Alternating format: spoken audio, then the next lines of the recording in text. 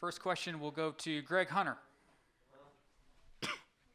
So Darius, you famously had a very good game against Baylor last year. So do you lick your chops, or because you come back and have another big performance? Was it just happenstance, or was there something that you saw from them that allowed you to do this? Like I said in my last interview, I try to get better every day on my stuff, on my craft, and I go in there with the game plan that the coaches put in, and we trust it as a D-line, as a team, and then just started making plays. But at the end of the day, we just did our own job.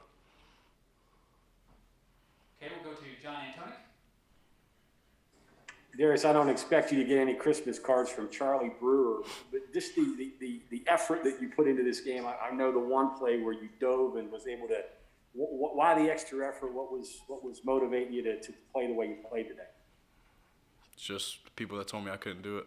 I just like to play ball. I like to play football. Football's my passion, and if I see opportunity, I take it. And I just love football. Next question is from Matthew Thornbury. Hey, Darius, it's really an understatement to say that you guys played well. Can you just talk about the resiliency from you guys on defense today? It's a home game. We had a very good game versus them last year. Didn't pull it off, but we knew that we had a game plan going in. And honestly, we kicked into a whole nother gear. And I'm proud of my guys for it. I'm proud of the whole defense for it. And at the end of the day, we just got to just turn the next page on Kansas and just get back to working on Monday throughout this whole bye week and move on. Okay, Greg, back to you. Darius, it looked like you were playing defensive end in some sets. So I know you've moved around a good bit, but still, nose tackle moving out to defensive end is that as many snaps as you got outside in your career? Yeah, for sure. I usually play the one tech or the zero, and coach let me have a little freedom this week, and I got get a little love outside, and I took advantage of that opportunity, and I'm glad it happened because I actually got to have a little space for once and to work my moves and stuff. So I'm honestly just grateful for the coach for putting me in the position to make plays. We'll go to Mike Hazaza.